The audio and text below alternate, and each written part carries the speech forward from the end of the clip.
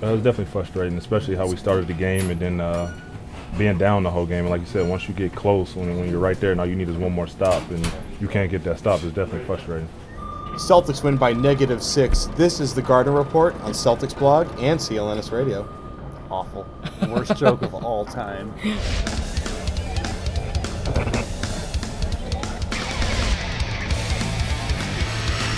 All right, let's go to the highlights here. Brad Stevens going for 5 in a row and a winning record on top of the Atlantic Division. First quarter, one of the first plays of the game. On the break, Jeff Green throwing it down with a great feed from Jordan Crawford down the court. Let's move it to later in the first quarter. Old Celtic favorite Al Jefferson nails one of the many 18-footers that he hit on the evening. Towards the end of the first quarter, on the break, Courtney Lee hits a key 3 at the buzzer to make it a 6-point game at the end of one. Let's cut it to the second. A beautiful reverse slam by Taylor. Had a pretty big game tonight. Really made a lot of good plays. Not a guy that many people know outside of Charlotte. Going for the dunk, though, and Favarani rejects it. Celtics on the break here in the middle of the second quarter. And who else? Jeff Green in the corner for 3. That's his money spot right there. Makes it a 7-point game. But earlier in the second quarter, great 3-point play by Jeff Green. He was really all over the place in the first half there. Made a key play there. Let's look at it one more time. Completely off balance. Goes right at Kid Gilchrist, who fouled out in this game, actually. Let's take a look at Jordan Crawford with the ball. Gets up there. Misses the shot. Put back. Really nice one from Crawford. He had 16 points on the night on 6 for 15 shooting. And then more Crawford again in the third quarter.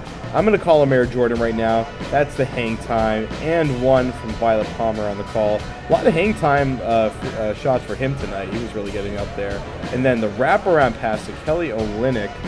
That one ends up eventually for Gerald Wallace for the elbow 3. It was his first 3 of the night. Really one of the few he's hit all year. That really got the crowd into it.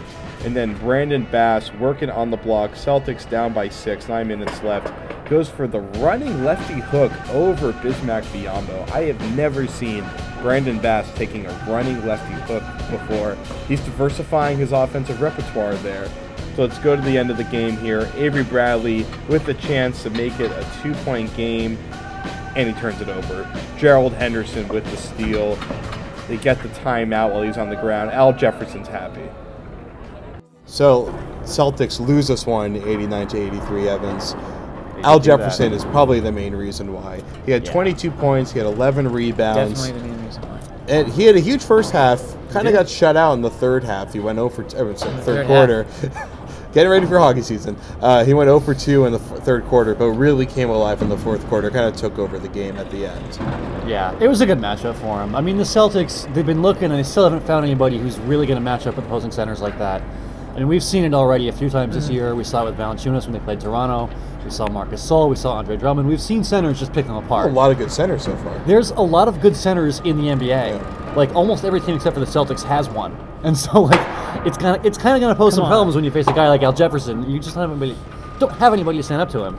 And without Sullinger, especially tonight, it was hard for him. So they just didn't have the bodies to match up with him. Brandon Bass tried, but he's a little bit overmatched, you know.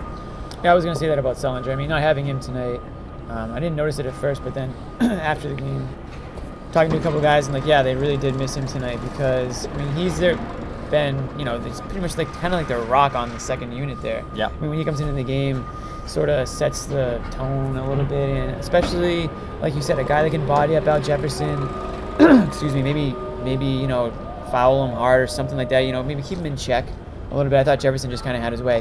Vitor, I think he did a solid job, the best he could do. Yeah, I think he won't show up in the box score, but he had a decent night tonight. I think he was a +10. So, I mean, when you consider that they lost and there wasn't a lot of pluses on the Celtics, for him to have that plus, pretty solid from him. He had 9 rebounds tonight, too. Yeah, I mean, 3 of them offensive. Yeah, I think he did what he could, but in the end, I mean, Al Jefferson's obviously, you know, he's an all-star. He's a seasoned vet, so that that matchup was in their favor, and they utilized it. They didn't really have a post score Right. to response because that Solinger, Exactly. Olynyk didn't really score in the post tonight. Brandon Bass had a running lefty hook, which I've never was ever nice. seen him do before. That was real nice. Bass at least is trying to be a post scorer this year. Yeah. But Utah was able to kind of slow it down. I'm sorry, Utah, Jesus. Charlotte, used to seeing Al in a purple jersey. Yeah, but that's Charlotte wearing the navy jersey tonight, close enough. Utah also wears those. It's true. But they were able to slow it down when they needed to, and he was able to clean up when they missed, because his biggest basket at the end there was that putback on the offensive rebound. After they blew it, and it could have gone back to the Celtics have a chance to run the ball off of a rebound. So the Celtics didn't really have that guy that kind of gave them those second chances that Al gives the Bobcats. Yeah, I mean, you want to try to match them post bucket for post bucket, and the Celtics didn't have anybody to do that. I think Joe Wallace said that Solinger's usually that guy for them, and without him, that's where they were really hamstrung tonight. I mean, you turn the Celtics into a jump shooting team, and it's kind of going to be a crapshoot. Sometimes you hit your jumpers, sometimes you don't. Tonight the Celtics didn't. I mean, Bass took a lot of mid-range shots and finished 2 for 9.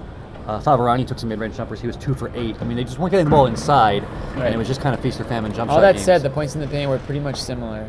The Celtics did what they could on the fast break. They tried to get out. Yeah. But, I mean, the consensus after the game was that they came up flat. They were a step behind the Bobcats, it seemed, the entire game. They weren't getting to loose balls. It kind of felt like it was a game they could have definitely beaten the Bobcats had they brought their A or B game. I mean, it felt like they kind of just sort of slept walked through the first half. It's a solid C- game for them. Yeah. Solid C-, and when you're the Celtics, this Celtics team, a C- is going to be a loss. Yeah. Every single time. The Miami Heat can play C- ball and beat the Bobcats. Exactly. The Celtics cannot. Because Exactly. the Miami Heat C- ball is really about a B+, while the Celtics Right, C- for the rest- ball for the is round a of very the league, yeah. hard C-. Yeah. Right. All right, well, let's come back for the second part of the show, and we'll talk about the Celtics offense. They tried to get out and run, but they weren't really able to finish enough. We'll be right back.